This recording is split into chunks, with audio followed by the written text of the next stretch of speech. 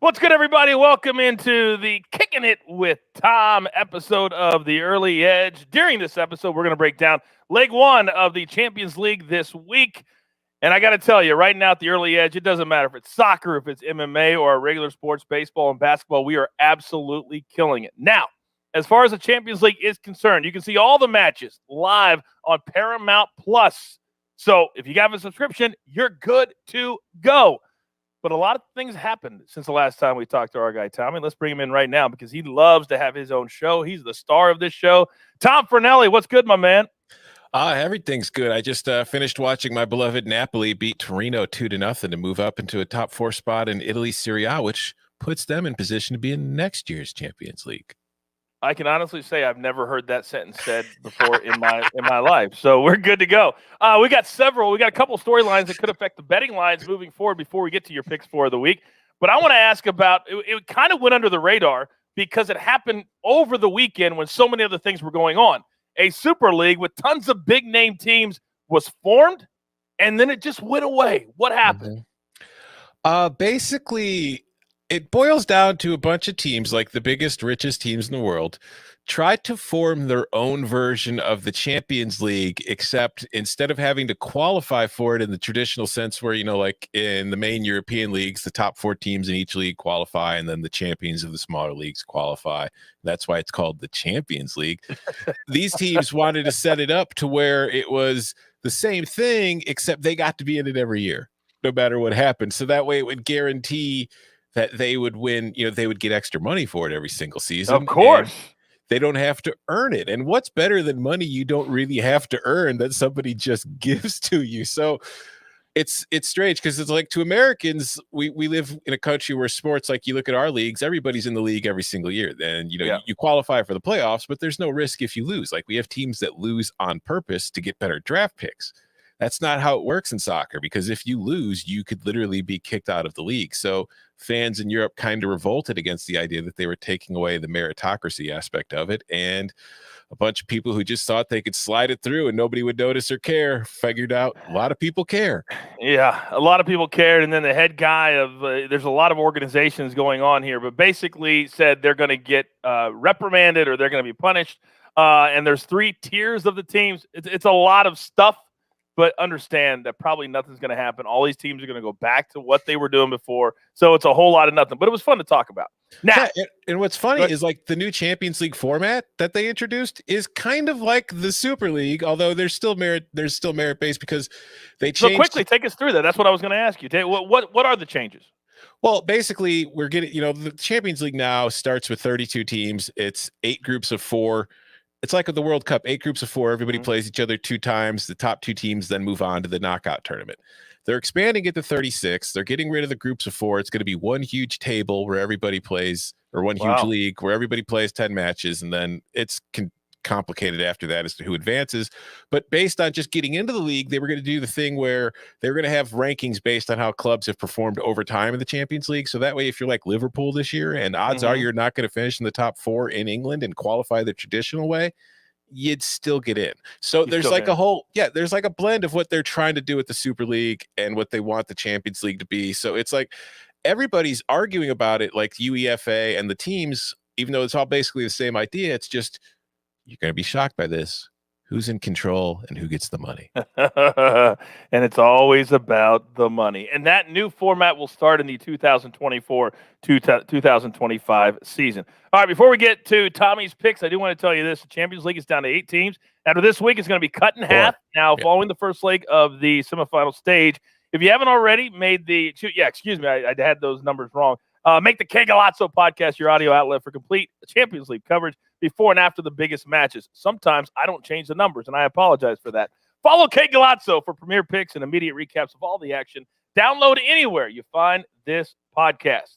So, 4 teams. My apologies.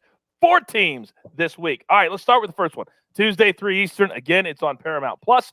Real Madrid, plus 135. Chelsea, plus 225. The draw coming back at plus 215. The total here over 2.5 goals, plus 120. The under 2.5 coming back at minus 150. What do you like in this matchup? Coach, here's a philosophical question for you. If you're a fan of a team, would you take winning for watching the most boring team on earth. Like, that's the trade-off. Your team wins, but they're really boring to watch. No, I would not take that. Well, I want to be entertained. You would not be a Chelsea fan, because Chelsea, ever since they made the change to Thomas Tuchel, you cannot argue with the results. They have won. They are in the top 4. They're going to be in the Champions League. They're in the semis of this year's Champions League. It's just their matches are boring as hell, coach. He's been in charge of 21 matches. 11 of them have featured 1 goal or fewer.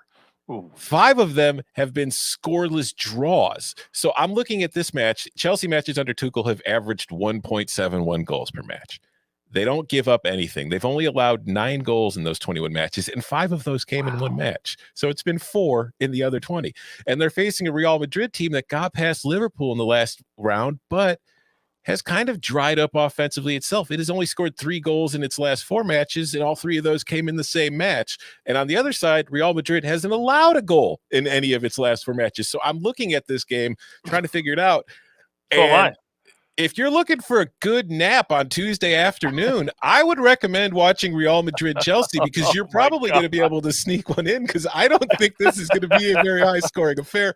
I am taking the under 2.5 because I just don't see 3 goals being scored in this one. Okay. There's a lot of executives right now at Paramount going, "What are you doing?"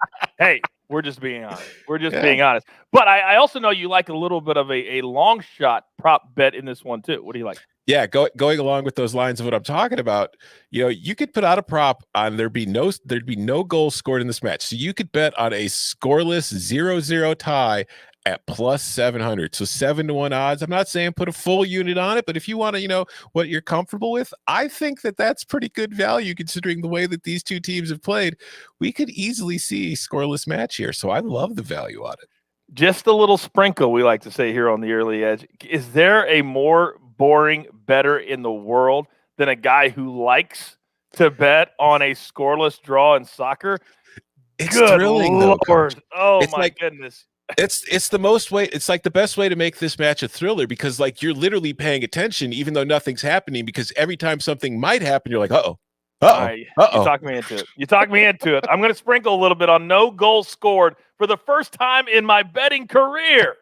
All right, game number 2, Wednesday, 3 Eastern, also on Paramount. Plus PSG, plus 205. Manchester City, plus 122. The draw is plus 265.